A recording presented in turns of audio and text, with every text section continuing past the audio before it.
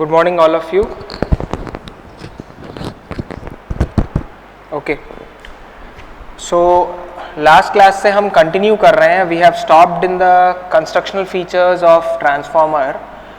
अगले टॉपिक बढ़ने से पहले ट्रांसफॉर्मर के कंस्ट्रक्शन में कुछ चीज़ें हम फिनिश करके फिर जाएंगे, आगे बढ़ेंगे. ठीक है.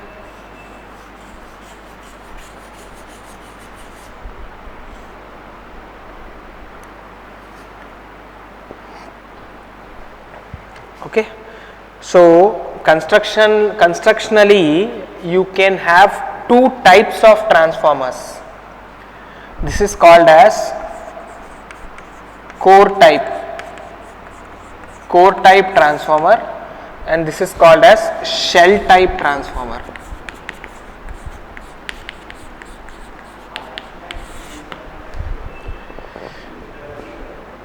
हाँ जी.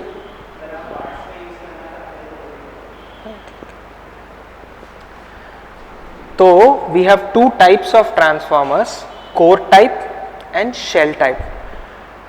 ये वाला स्ट्रक्चर तो आपने कल देखा है, तो ये कोर टाइप है जो हमने कल भी देखा है, जो हमने कल समझा है. एक्चुअली वर्किंग में ऐसा कोई फर्क नहीं है. Principle of operation is same, working is same, everything is same. The only thing is constructionally they are different and the placement of windings are different in both the cases. What happens is, core type में एक तरफ आपका एक winding, दूसरे तरफ दूसरा winding होता है, और शेल टाइप में. और दूसरी बात यह है कि इसमें आपको बाहर से अगर आप इसको देखोगे तो पहले आपको वाइंडिंग दिखेगा, फिर उसके नीचे आपको कोर दिखेगा. यहां पर आपको पहले कोर दिखेगा और अंदर की तरफ आपको अपना वाइंडिंग दिखेगा. इसको शेल कहते हैं क्योंकि ये एक तरह से वाइंडिंग को अपने अंदर बंद करके रख रहा है, इसलिए शेल मतलब एक छोटा सा डिब्बा जिसके अंदर कुछ छिपा हुआ हो, इस तरह का चीज को हम शेल बोलते हैं इंग्लिश में. तो ऐसे ही शेल टाइप में बंद कोर के अंदर, कोर के बीच में, बीचों बीच कोर के अंदर आपका वाइंडिंग होगा. इसको कहते हैं योक. इसको भी योक बोलते हैं. जो बॉडी है कोर का उसको योक बोलते हैं. और इसको बोलते हैं लिम्ब और लेग. इसको भी बोलते हैं लिम्ब और लेग. तो कोर टाइप में वी हैव टू लिम्ब्स और two legs, left and right. But in shell type we have three limbs or three legs, left, right और central. Okay, so left, right और central limb होते हैं, तीन limbs होते हैं. Core type में we have only two limbs. Okay, so basic difference ये है. अब इन दोनों में एक चीज आपको अभी तक शायद नहीं पता हो और कंस्ट्रक्शनली आपको पता होना चाहिए. वो क्या है कि these windings are not separate actually. जैसे आपको यहां दिख रहा है, ऐसा नहीं है कि ये प्राइमरी वाइंडिंग है और ये सेकेंडरी वाइंडिंग है, अलग अलग नहीं होते हैं. एक चीज समझ लीजिए कि मैं इसको और थोड़ा टेक्निकली करेक्टली ड्रॉ करता हूं कि एक्चुअली कैसे होता है.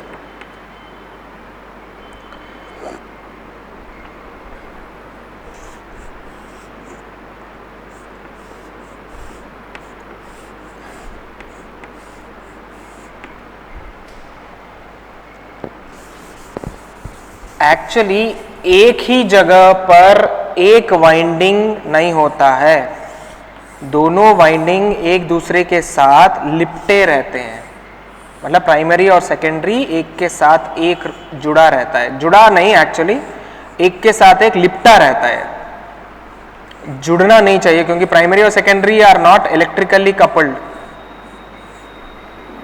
ठीक है. अब देखिए मैंने क्या किया, ये जो वाइंडिंग है ना उसको मैं फ्रंट व्यू से दिखा रहा हूं, एक छोटा सा बॉक्स टाइप का बना के. और 1 2 3 4 5 बॉक्सेस दिखा रहा हूं। क्या मतलब है? इसमें एक मैंने ऐसे लाइन खींचा है, उसको चाहिए तो एक बार जूम कर देना जरा, हो सकता है तो। एक ऐसे खींचा है, एक उल्टा खींचा है, एक ऐसे खींचा है, एक उल्टा खींचा है, और एक ऐसे खींचा है। तो you can understand this like एक ही लिंब पर हम दोनों वाइंडिंग्स, मतलब पहले प्राइमरी फिर सेकेंडरी, प्राइमरी फिर सेकेंडरी फिर प्राइमरी, इस तरह से एक दूसरे के ऊपर आप लिपटा के प्लेस करते हो। इसको कहते हैं सैंडविच वाइंडिंग।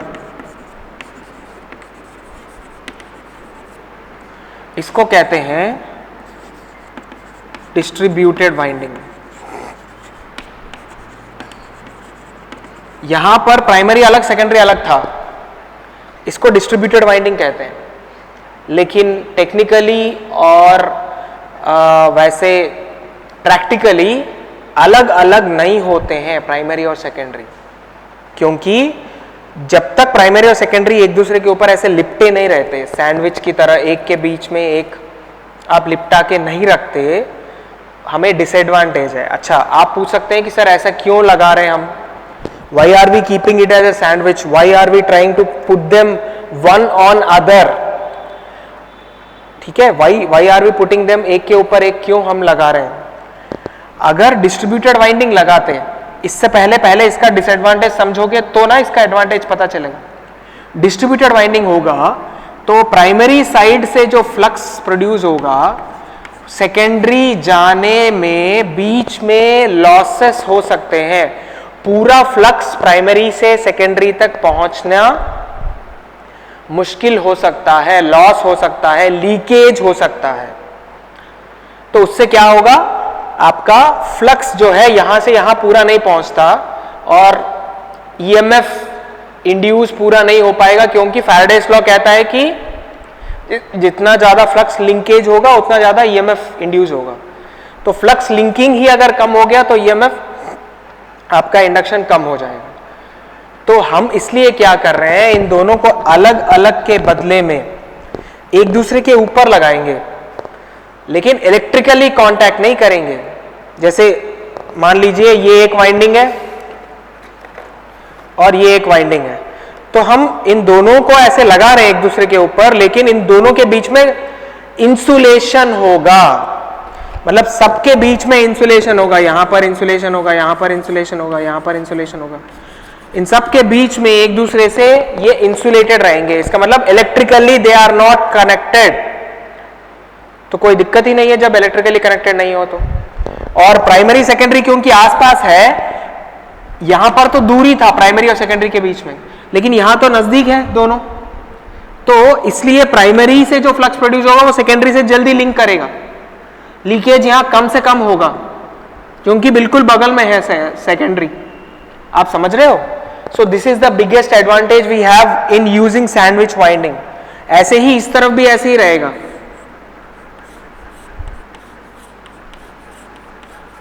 ठीक है, ऐसे पहले ऐसे वाला वाइंडिंग, फिर ऐसे वाला वाइंडिंग, फिर ऐसे वाला वाइंडिंग, फिर ऐसे वाला वाइंडिंग। तो इस तरह से आप सैंडविच वाइंडिंग को यूज करके आप फ्लक्स लीकेज को कम करके ईएमएफ को कम होने से बचा रहे हैं। Are you following? So distributed winding जो हम पहले से हम फिगर में देखते आ रहे हैं, ऐसा प्रैक्टिकली नहीं होता है। प्रैक्टिकली हमेशा सैंडविच वाइंडिंग होता है, एक के ऊपर एक लगे रहते हैं। ठीक है, पास पास होंगे, यहां पर भी और यहां पर भी। देखने में दूर से आपको लग सकता है ये पूरा एक वाइंडिंग है, ये पूरा एक वाइंडिंग है, लेकिन नहीं, ये भी सैंडविच वाइंडिंग है। ठीक है, और सेम रीजन सेम ये शेल टाइप में भी होता है। शेल टाइप में भी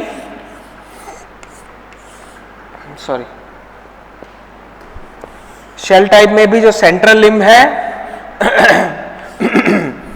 उसमें पहले एक, दूसरा, फिर तीसरा, फिर चौथा, फिर पांचवा, एक ऐसा, एक ऐसा, एक ऐसा, ये लाइंस उल्टा मैं ड्रॉ करने का मतलब है कि भाई एक प्राइमरी एक सेकेंडरी का दिखाने के लिए मैं कर रहा हूं, ठीक है। एक तरफ वाला प्राइमरी, मान लो ये प्राइमरी है, ये सेकेंडरी, ये प्राइमरी, ये सेकेंडरी और फिर ये प्राइमरी,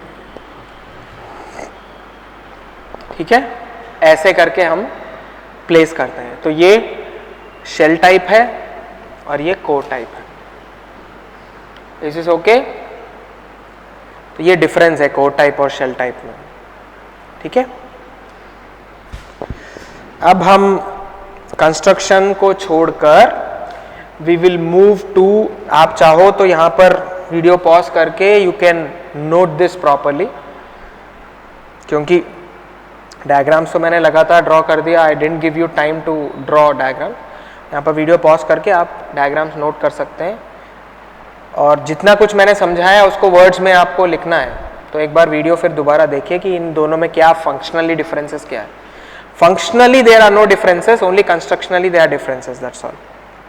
फंक्शन सेम है, ट्रांसफॉर्मर का ऑपरेशन और लॉ वगैरह नहीं बदल रहा है, ठीक है।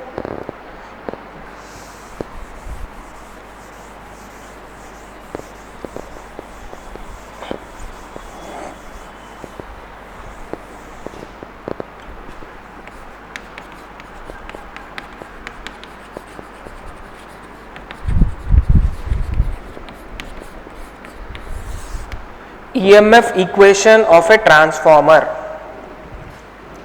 अगर आपको ऊपर नहीं दिख रहा है बाय चांस अगर वीडियो में, तो मैं बता रहा हूं EMF equation of a transformer. EMF equation of a transformer, actually EMF equation is nothing but output equation of a transformer.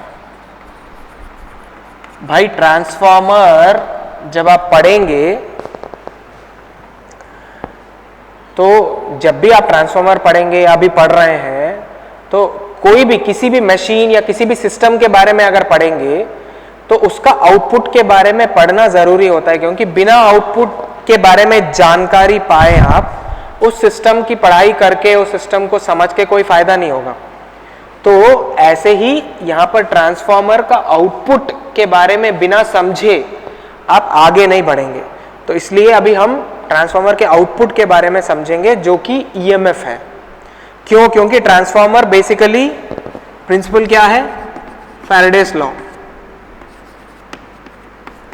Faraday's law of electromagnetic induction, EMI,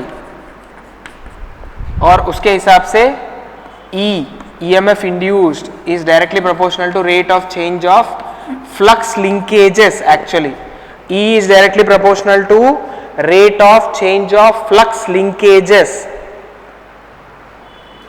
where psi is flux linkage and psi is equal to n into phi, where n is number of turns and phi is flux, or psi is flux linkages.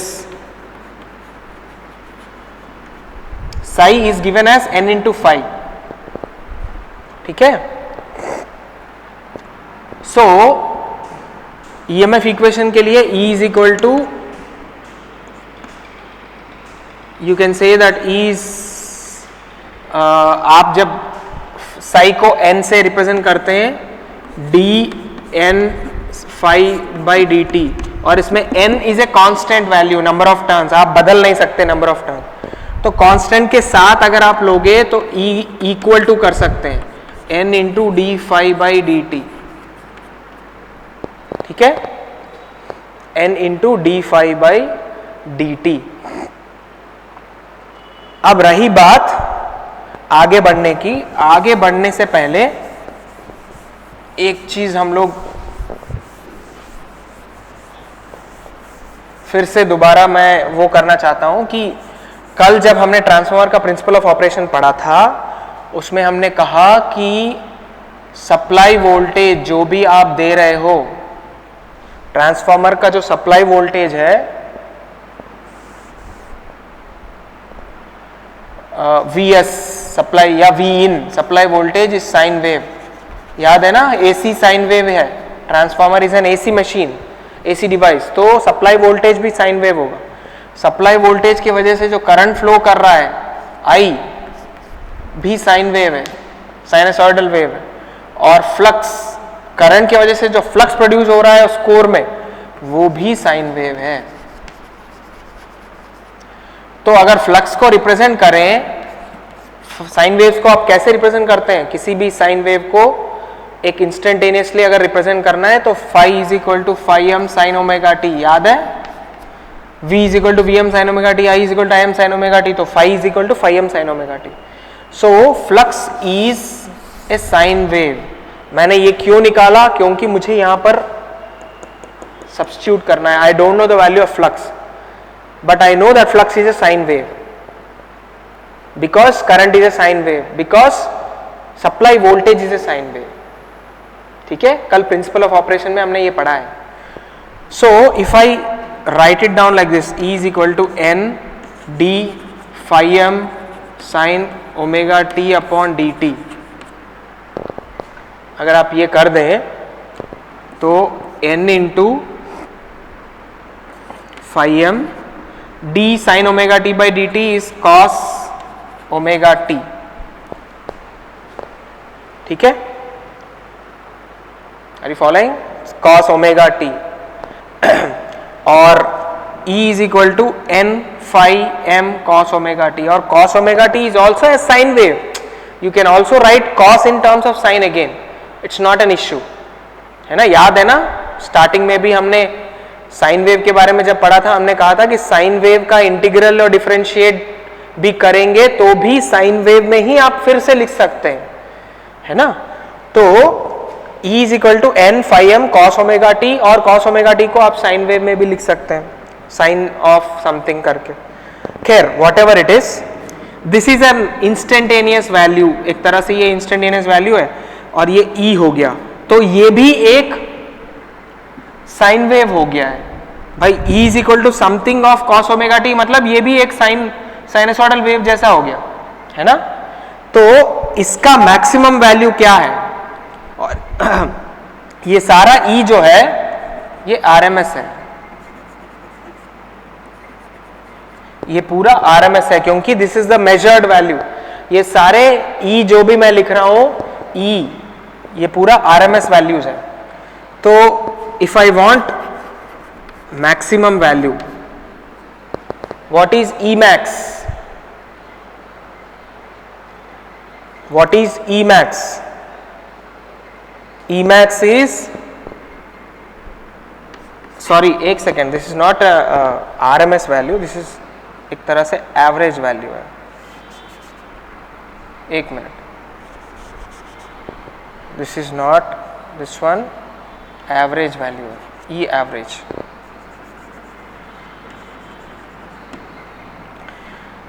तो maximum value कैसे आएगा इसी equation का, E average से?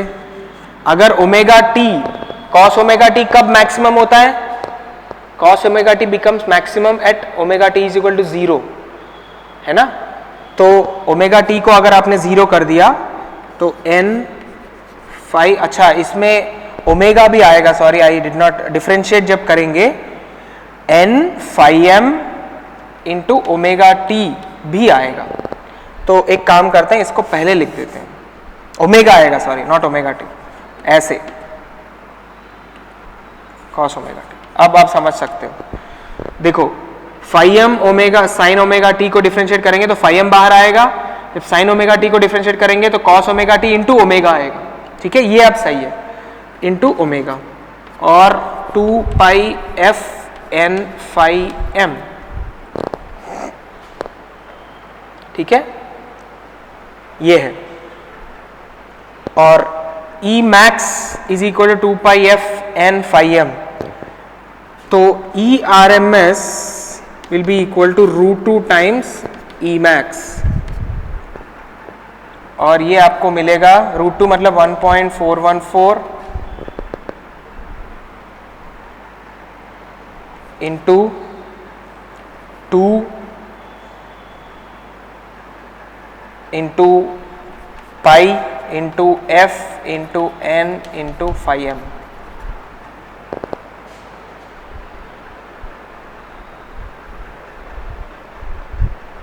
Okay.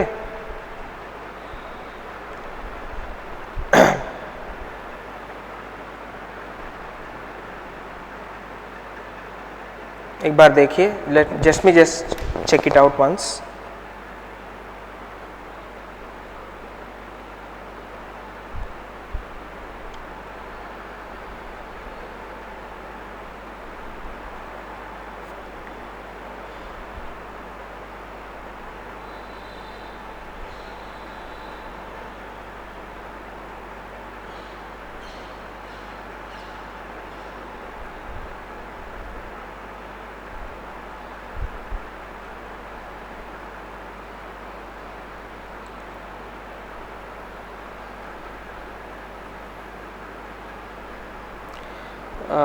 मैं एक बार calculate करके बताता हूँ, 1 minute. 1.414 into 2 3.14।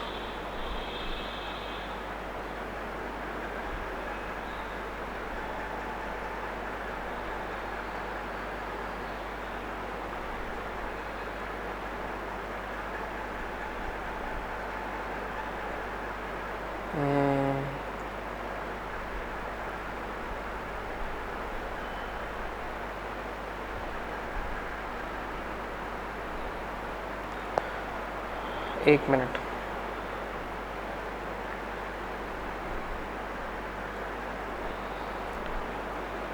To into pi into F.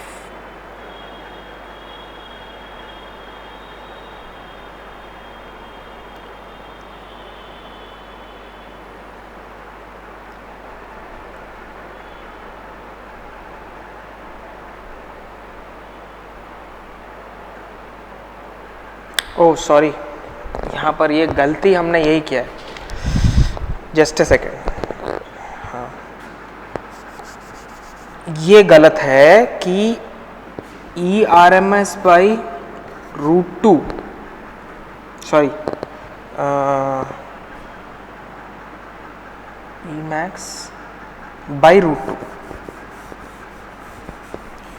ERMS और Emax का वो क्या है? ERMS is equal to Emax by √2। तो हाँ, ये करेक्शन कर लीजिए। करेक्शन नहीं, मतलब हमने सही तरीके से रिप्रेजेंट नहीं किया है। ERMS, any RMS value, sine wave का RMS value is equal to maximum value upon √2 है। तो मैक्सिमम वैल्यू तो ये है 1.414 इंटू 2 इंटू पाई एफ। अच्छा, 1.414 तो मैंने ऐड कर दिया। 2 pi f n m n phi m, इसको डिवाइड करो आप √2 से। Emax बाई √2, ऊपर वाला न्यूमरेटर Emax है, नीचे वाला √2 है, और इसको आप अगर करोगे तो ये √2 टाइम्स हो जाएगा। That's it. और इसको मल्टीप्लाई करेंगे तो √2 इंटू पाई आपको मिलेगा, let me just check it once again. √2 into pi का मतलब 1.414 इंटू 3.14। ओके, तो this will give you 4.44 f N phi m.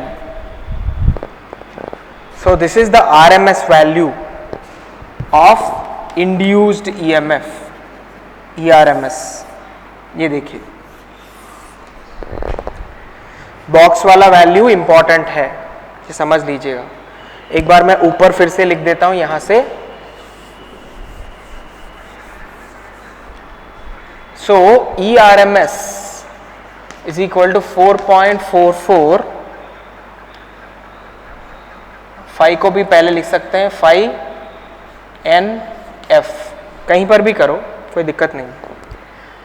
तो ये आपका इंड्यूस्ड ईएमएफ है, यही तो हम निकाल रहे हैं तब से। देखे, EMF induced is d psi by d t and this EMF induced is d N phi by d t, और ये एवरेज वैल्यू है। फिर इस एवरेज वैल्यू से हमने एक मैक्सिमम वैल्यू निकाला, फिर आरएमएस वैल्यू निकाला। ठीक है, इसमें कोई डाउट नहीं होना चाहिए, ये हमने पहले भी फर्स्ट यूनिट में पढ़ा है। E R M S is equal to E max by root two. वहां पर ना मल्टीप्लीकेशन और डिवीजन में मैंने गलत कर दिया था, इसलिए we had to stop a bit आगे, लेकिन अब ये क्लियर है। इसके हिसाब से आप ई मैक्स तो ऊपर वाला है 2 into pi into 5 into N into 5m divided by root two करेंगे तो आपको 4.44 FN5m आएगा, ये आ गया। अगर हम ये एक तरफ मतलब दोनों तरफ ईएमएफ इंड्यूस हो रहा है, एक तो सेल्फ इंड्यूस्ड ईएमएफ हुआ E1 is on primary side self induced EMF, तो वो कितना होगा 4.44 F5M N1 होगा। अब देखिए मैंने क्या किया है, और E2 सेकेंडरी साइड में 4.44 F5M N2। क्या मतलब है इसका? E1 अगर प्राइमरी साइड है तो वो N1 टर्न्स की वजह से, E2 अगर सेकेंडरी साइड है तो वो N2 टर्न्स की वजह से। Frequency is constant, excuse me, frequency is constant and flux is also constant and same for both sides, primary and secondary. So E1 अगर प्राइमरी साइड इंड्यूस्ड ईएमएफ की बात करते हैं तो E1 ये और E2 ये, और इसमें से हम E2 बाई E1 निकाल सकते हैं जो कि N2 बाई N1 आएगा, क्योंकि बाकी टर्म्स तो सेम है तो कट जाएंगे अगर हम डिवाइड करेंगे तो। And this is called as turns ratio और वोल्टेज रेशियो और ट्रांसफॉर्मेशन रेशियो। ट्रांसफॉर्मेशन रेशियो, ठीक है, और इसको हम K से भी रिप्रेजेंट करते हैं, you can call it as K। तो किसी ट्रांसफॉर्मर में अगर K का वैल्यू दिया हुआ है तो इसका मतलब वो E2 बाई E1 या N2 बाई N1 होगा, ठीक है, E2 बाई E1 और N2 बाई N1 होगा K का वैल्यू। This is called as turns ratio, voltage ratio और ट्रांसफॉर्मेशन रेशियो, ठीक है। तो this are EMF this is actually EMF equation of transformer, this is EMF equation on primary side, this is EMF equation on secondary side, that's all. और दोनों का जो ratio है उसको टर्न्स रेशियो, वोल्टेज रेशियो और transformation ratio भी हम कह सकते हैं।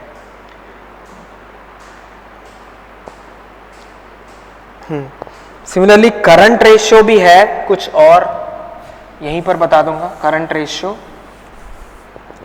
एक्चुअली V1 I1,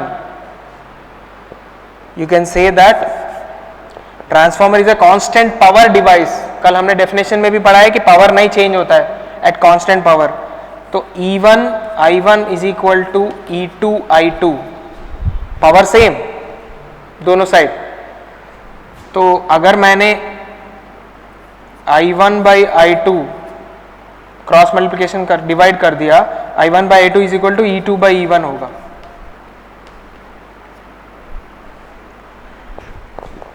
देखा? तो E2 by E1 is already N2 by N1, so this is K। तो देखो तीनों ratios, turns ratio, voltage ratio, current ratio, turns ratio, voltage ratio और करंट रेशियो। अगर ये कट रहा है नीचे से तो late me just right it down again for you. यहां पर लिख रहा हूं मैं, बीच में कहीं पर भी आप पॉज करके नोट कर लेना derivation. Derivation is an important question.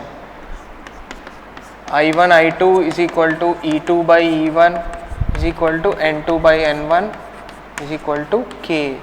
ये देखिए ये ट्रांसफॉर्मेशन रेशियो है, और transformation ratio is equal to all these, turns ratio, voltage ratio, current ratio, ठीक है। ये याद रख लीजिए कि ये देखो वोल्टेज रेशियो, करंट रेशियो और ऑपोजिट मतलब ऊपर नीचे, E2 बाई E1 ये है, I1 बाई I2 ये है। और इसका रीजन भी आपको कल हमने बता दिया, वोल्टेज अगर बढ़ रहा है तो करंट घटेगा, करंट बढ़ेगा तो वोल्टेज घटेगा, इसलिए ये दोनों एक दूसरे के ऑपोजिट रहेंगे, वोल्टेज और करंट। तो इसलिए ये E2/E1 का ratio will be equal to I1/I2, not I2/I1। ठीक है, E2/E1 is equal to I1/I2 होता है। ठीक है, okay.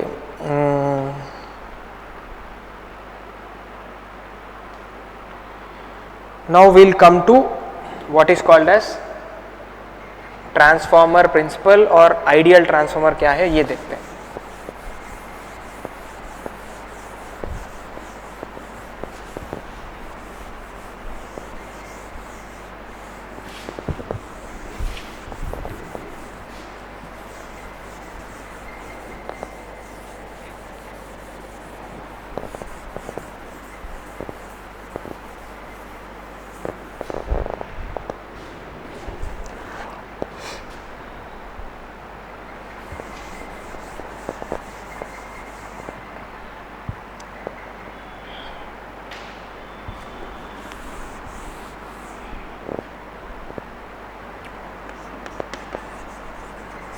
Ideal transformer,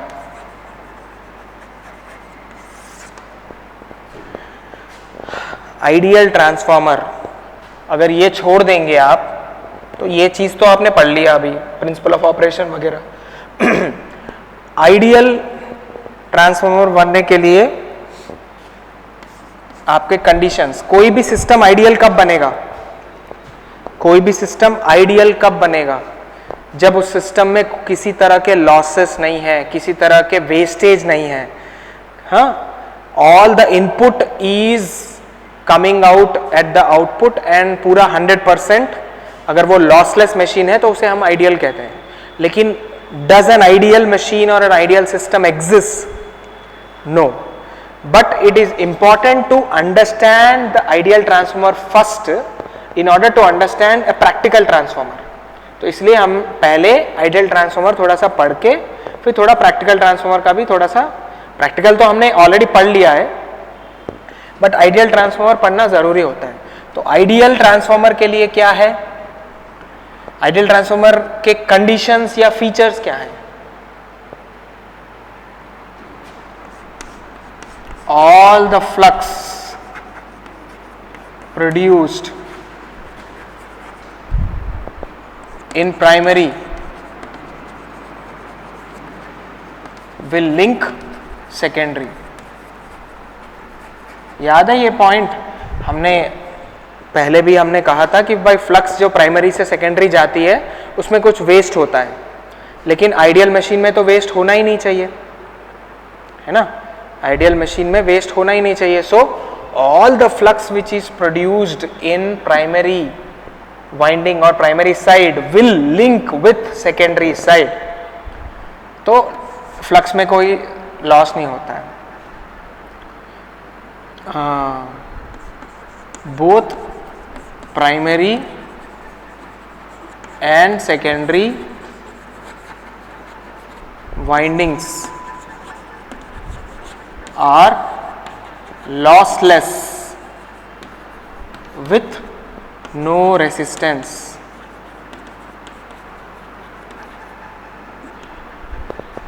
Both primary and secondary windings are lossless with no resistance।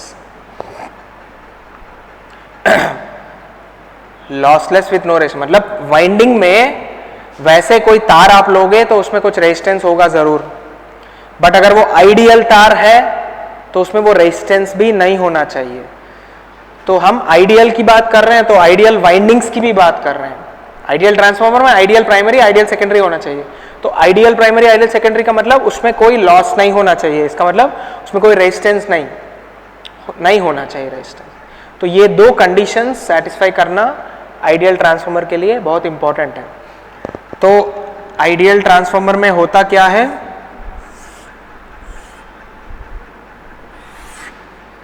एक बार समझ लीजिए। यहां पर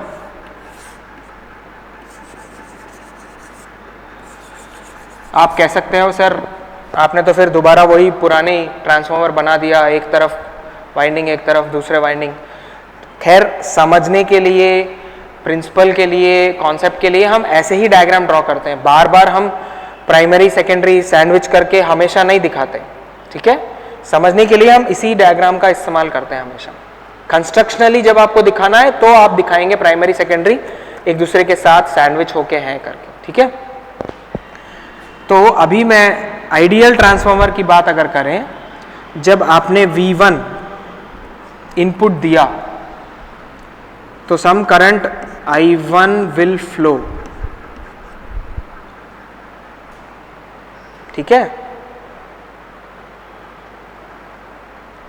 and flux phi is produced and all the flux, इसको मैं phi m बोल दूंगा, जिसको मैग्नेटाइजिंग फ्लक्स बोलते हैं, मैग्नेटाइजिंग फ्लक्स, ठीक है।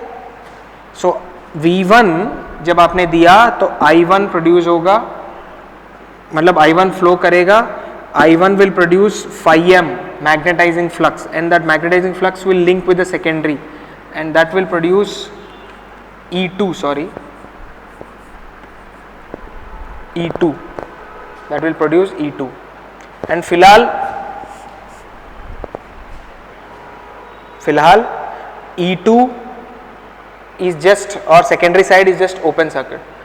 So I can say that ideal transformer at no load,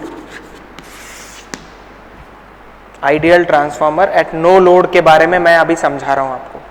ideal transformer है लेकिन लोड कनेक्टेड नहीं है, तो इसमें होता क्या है, फर्स्ट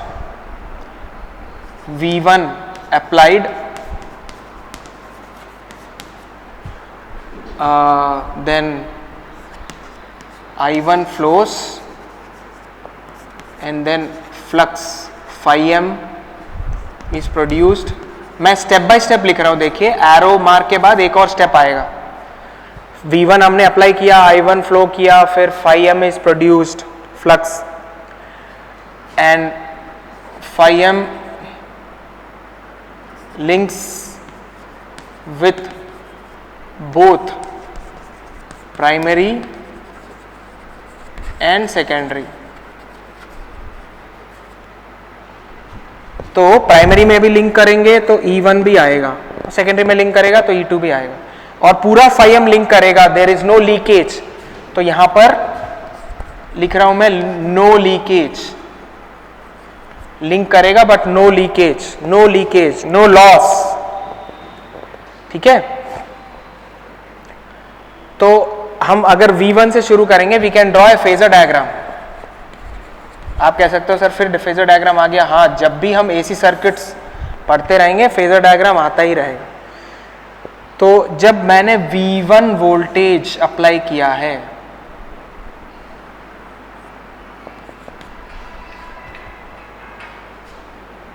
V1 वोल्टेज जैसे ही मैंने अप्लाई किया है, ठीक है, एक करंट फ्लो करेगा I1। अब ये बताओ V1 और I1 कैसे रहेंगे एक दूसरे के साथ, हाउ डू दे बिहेव, ये आपने फर्स्ट यूनिट में पढ़ा है। V1 और I1 एक दूसरे के साथ कैसे बिहेव करेंगे, अगर V1 का फेजर ऐसा है तो I1 कैसे रहेगा। ये हम प्राइमरी की बात कर रहे हैं, और प्राइमरी साइड के वाइंडिंग्स में लॉसलेस है, इसका मतलब रेजिस्टेंस नहीं है। तो क्या मतलब है, रेजिस्टेंस अगर जीरो है तो वाइंडिंग में क्या है, फिर इंडक्टेंस है। बिना resistance it is a pure inductance. So primary side and secondary side without resistance both are pure inductances. समझ में आ गया। तो प्योर इंडक्टेंस में वोल्टेज और करंट कैसे बिहेव करेंगे, करंट जो है 90 डिग्रीज, ठीक है, करंट जो है 90 डिग्रीज रहेगा। एक छोटा सा काम करता हूं, यहां पर करंट को मैं छोटा ले लेता हूं, बेटर है। और करंट जिस डायरेक्शन में होगा उसी डायरेक्शन में फ्लक्स भी होगा। भाई करंट जैसे फ्लो करेगा वैसे ही फ्लक्स भी प्रोड्यूस होगा, इसी करंट की वजह से होगा। तो ये मेरा फ्लक्स हो जाएगा, मतलब सेम फेज में रहेगा फ्लक्स भी, वोल्टेज से 90 डिग्री करंट रहेगा और करंट के फेज में ही फ्लक्स भी रहेगा, क्योंकि flux is because of this current. ठीक है, okay, so this is I1 and phi1.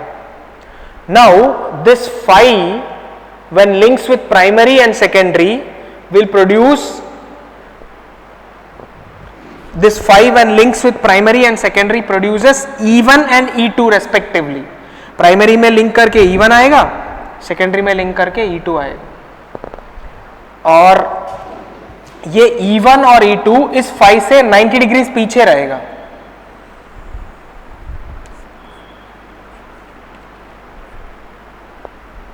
E1 और हो सकता है E2 भी कुछ आसपास ही रहे, दोनों सेम आसपास, मतलब मैं मैग्नीट्यूड की बात कर रहा हूं, लेकिन दोनों का जो डायरेक्शन है वो सेम रहेगा नीचे।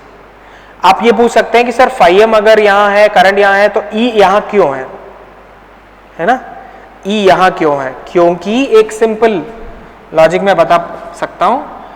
अभी आपने कुछ देर पहले ईएमएफ इक्वेशन जब ड्रॉ किया था तो φm sin ओमेगा t लिया था, फाई को, याद है? और जब हमें E निकाला है इंड्यूस्ड ईएमएफ, E जो मिला था हमें वो n φm cos omega t था, और इसको आप क्या कर सकते हो, साइन में लिखोगे तो ओमेगा t माइनस 5/2 आएगा।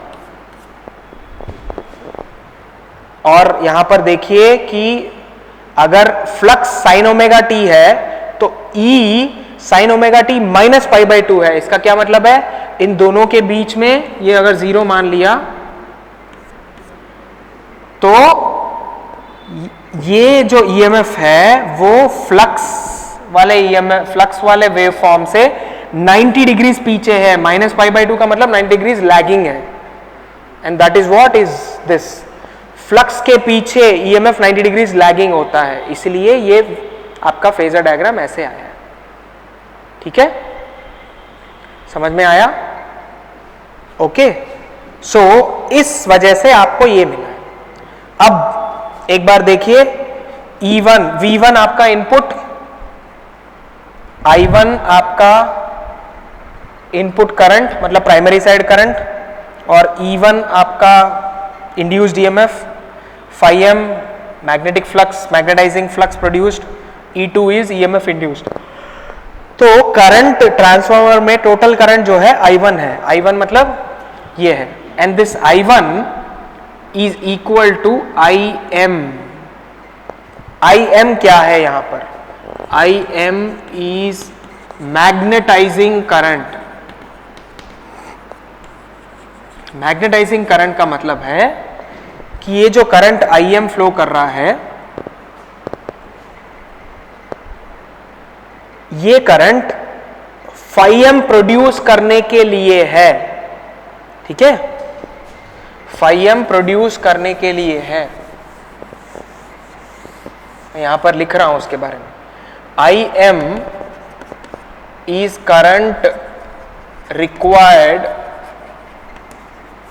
To produce φm magnetising flux. अब बताओ, अगर ये IM के अलावा और कोई करंट दिख रहा है यहां पर, V1 will produce IM will produce φm, E1, और कोई करंट नहीं है, सिर्फ IM है। और ये IM भी क्यों है, क्योंकि current required to produce φm, क्योंकि ट्रांसफॉर्मर का एक्शन अगर देखना है, मतलब प्रिंसिपल ऑफ ऑपरेशन देखना है, फ्लक्स के बिना आपका काम ही नहीं चलेगा। तो आइडियल ट्रांसफॉर्मर में सिर्फ फ्लक्स प्रोड्यूस होगा बस, और कुछ भी नहीं होगा। ईएमएफ फ्लक्स प्रोड्यूस होगा और ईएमएफ इंड्यूस होगा, और आपने कुछ नहीं किया, ऑलरेडी एट नो लोड है। नो लोड में आपने सेकेंडरी को ओपन कर दिया तो कुछ भी नहीं होगा, सेकेंडरी में ओपन कर दिया तो कुछ नहीं होगा। ठीक है, आर यू फॉलोइंग? तो IM is the minimum current drawn in the primary circuit. IM is the minimum current. अगर IM भी ड्रॉ नहीं कर रहा है प्राइमरी में, तो ट्रांसफॉर्मर का एक्शन पॉसिबल ही नहीं है। ठीक है, तो Im is the minimum magnetising current drawn in the primary side. इसको स्मॉल करो या कैपिटल करो, चलो, ठीक है।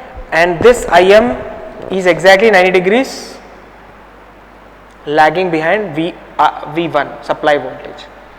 ठीक है, तो ideal transformer at no load condition में क्या क्या वैल्यूज है? V1 है, Im है, Φm है, इसके बाद E1 एंड E2। ठीक है, ओके। अब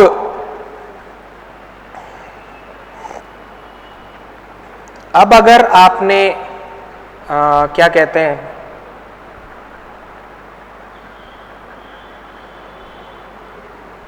आइडियल ट्रांसफॉर्मर, एक मिनट, प्रॉब्लम है। Ideal transformer on no load, ideal transformer on load.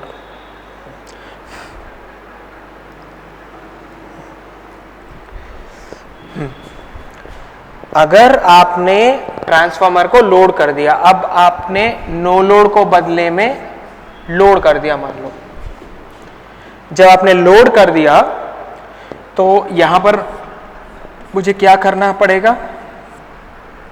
एक लोड कनेक्ट करना पड़ेगा। तो ये E2 जो है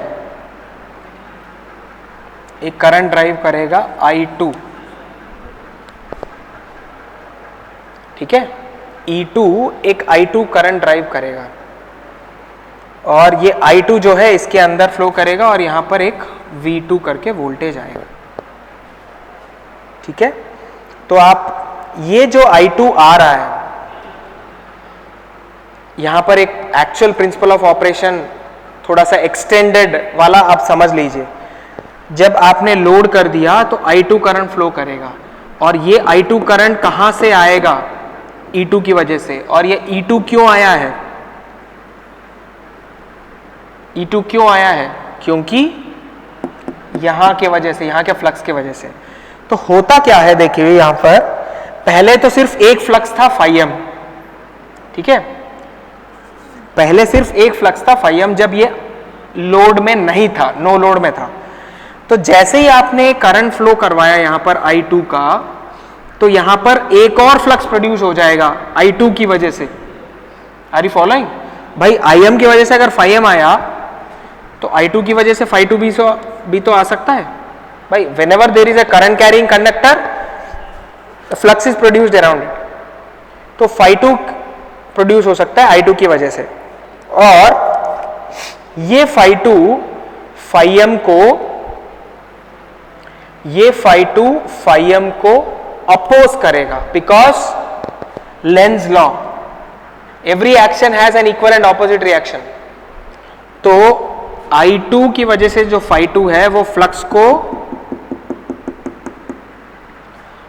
को डिक्रीज करने की कोशिश करेगा, इसको कम करने की कोशिश करेगा, टोटल Φm को। तो every action has equal and opposite reaction. और लेंज लॉ का मतलब सुना होगा आपने, Lenz law is result opposes the cause. Result opposes the cause, CAUSC, result opposes the cause. तो इसके हिसाब से जो करंट I2 फ्लो किया उसने Φ2 का फ्लक्स प्रोड्यूस किया और Φ2 जो है Φm को अपोज करेगा और Φm कम हो जाएगा। फिर Φm को बैलेंस करने के लिए सप्लाई से एक्स्ट्रा करंट I1 या जितना I2 है ना यहां पर, इस I2 के बराबर एक I2 डैश आपका यहां से ड्रॉ करेगा बैलेंस करने के लिए। बिकॉज फ्लक्स ट्रांसफॉर्मर में बैलेंस होना चाहिए और होता भी है। तो क्या हो रहा है, मैं फिर से बता रहा हूं, देखिए पहले I2 डैश नहीं था, V1, एक बार ये I2 डैश को भूल जाइए। अब मैं दोबारा एक बार, अगर आपने कहीं मिस कर दिया तो दोबारा बता रहा हूं और ध्यान से सुनिएगा। जब लोड कर दिया आपने तो यहां पर आपने एक लोड कर दिया, लोड डाल दिया, supply voltage V1 IM produce करेगा, ये तो मिनिमम है ही, IM कहीं जाएगा नहीं, IM के बिना तो पूरा काम ही नहीं बनेगा, तो IM आएगा ही और φm प्रोड्यूस होगा, φm जो है E1 प्रोड्यूस करेगा और साथ में E2 भी प्रोड्यूस करेगा। अब मैंने जब लोड डाल दिया, लोड कनेक्ट होने की वजह से करंट फ्लो करने का मौका मिल रहा है, तो E2 will try to drive a current I2, वो डिपेंड करता है यहां पर क्या लोड आपने डाला है, इस लोड के हिसाब से ये करंट ड्रॉ करेगा I2। लेकिन ये I2 अपने आप नहीं आया, इस पूरे सर्किट का जो सोर्स है वो यहां पर है, तो जो कुछ भी इधर भी हो रहा है अंदर भी हो रहा है, इसका सोर्स हमेशा यहीं से होगा, मतलब यहीं से निकलना है जो भी निकलना है, तो ये I2 भी यहीं से रिएक्ट होके आएगा। यहां पर कैसे आ रहा है वो मैं बता रहा हूं। ये I2 जो है क्या होगा, this current I2 will produce a flux φ2, this will try to oppose φm, but इस φm को बैलेंस करना ट्रांसफार्मर का प्रिंसिपल है, तो φm को बैलेंस करने के लिए, फिर φm को बढ़ाने के लिए जितना I2 यहां पर आप ड्रॉ कर रहे हैं लोड के लिए, उतना I2 डैश, और इसको हम I1 भी बोल सकते हैं। I2 डैश इज इक्वलेंट, और यू कैन से I1 ये नहीं है, सॉरी I1 तो ये नहीं है, सॉरी ये I1 नहीं है, मैं बताता हूं अभी। तो IM प्लस I2 डैश होगा। I2 dash is primary equivalent of secondary current, और सेकेंडरी करंट जो I2 है इसका प्राइमरी इक्वलेंट है I2 डैश, ठीक है। IM जो ऑलरेडी था I2 डैश भी ड्रॉ करेगा क्योंकि इसको बैलेंस करना है। I2 डैश क्या होगा, I2 dash will produce the amount of flux φ2 dash, तो φ2 डैश और φ2 दोनों एक दूसरे को कैंसिल करके फिर φm को बचा के रखेगा, क्योंकि ट्रांसफार्मर में फ्लक्स कांस्टेंट होना चाहिए, तो φm बचा के रहेगा, φ2 और φ2 डैश एक दूसरे के ऑपोजिट, एक दूसरे को कैंसिल आउट करके φm को बचा के रखेंगे। समझ गए? तो now total current in primary side is IM plus I2 dash, जिसको हम I1 कहते हैं और इसको हम प्राइमरी करंट कहते हैं। Are you following? इसको हम प्राइमरी करंट कहते हैं, ठीक है। तो अब नए टर्म्स क्या आ गए, देखिए VM IM, ये तो रहे VM IM φm E1 E2, और साथ में आपको नए टर्म्स क्या आ गए, I2 डैश और E2 के साथ I2 और V2, देखा, तीन नए टर्म्स आ गए, और ये दोनों मिला के फिर नया टर्म I1 भी आ गया आपके पास। समझ गए? तो जब आपने लोड डाल दिया तो चार नए टर्म आ गए, I1 I2 डैश I2 और V2। तो अगर ये देखें, IM तो ऐसे ही रहेगा, IM नहीं बदलेगा। I2 डैश जो है, सबसे पहले तो हम शुरुआत यहीं से करेंगे। E2 में जब आपने, मतलब E2 के साथ जब आपने लोड कर दिया तो एक I2 फ्लो करेगा, this E2 will drive some current I2, और I2 depends on this load. Suppose ये लोड अगर, फॉर एग्जाम्पल, अगर रेजिस्टिव लोड, 5 मिनट, अगर ये लोड अगर रेजिस्टिव लोड बना अगर इस लोड को हम रेजिस्टिव लोड मानेंगे तो current flowing and the voltage, ये दोनों एक दूसरे के साथ कैसे होना चाहिए, इन फेज होना चाहिए। तो E2 के साथ ही आपका I2 रहेगा, ठीक है। और I2 डैश, ये I2 की वजह से यहां पर I2 डैश भी फ्लो करेगा, जो कि I2 जितना ही ऑपोजिट रहेगा। तो प्राइमरी साइड में I2 डैश, जितना I2 इधर है I2 डैश इधर आएगा प्राइमरी साइड में, और ये दोनों एक दूसरे को कैंसिल करेंगे, क्योंकि I2, मतलब कैंसिल करेंगे का मतलब ये नहीं है कि यहां I2 जीरो हो जाएगा, I2 डैश भी जीरो होगा, नहीं, ये दोनों अलग अलग रहेंगे दोनों तरफ, लेकिन इनका जो इफेक्टिव फ्लक्स है वो 0 हो जाएगा और आपका phi m बचा रहेगा। समझ गए? phi m बचा रहेगा। तो I2 डैश जब आ गया तो Im और I2 डैश इन दोनों का जो कॉम्बिनेशन है वो I1 है। Im और I2 डैश इन दोनों का जो कॉम्बिनेशन है वो I1 है। तो I1 आपका यहां पे आया है। ये आपका अब ऑन लोड का फेजर डायग्राम है। ठीक है, on load phasor diagram. On load मतलब आइडियल ट्रांसफार्मर का ऑन लोड ऑपरेशन। ठीक है कि नहीं? ये आपका phasor diagram. So ideal transformer में भी हमने दो केसेस देख ली, एक नो लोड और एक लोड। ठीक है, अब बाकी के टॉपिक्स आपको मैं कल के क्लास में बता दूंगा और कल के क्लास तक ऑफ कर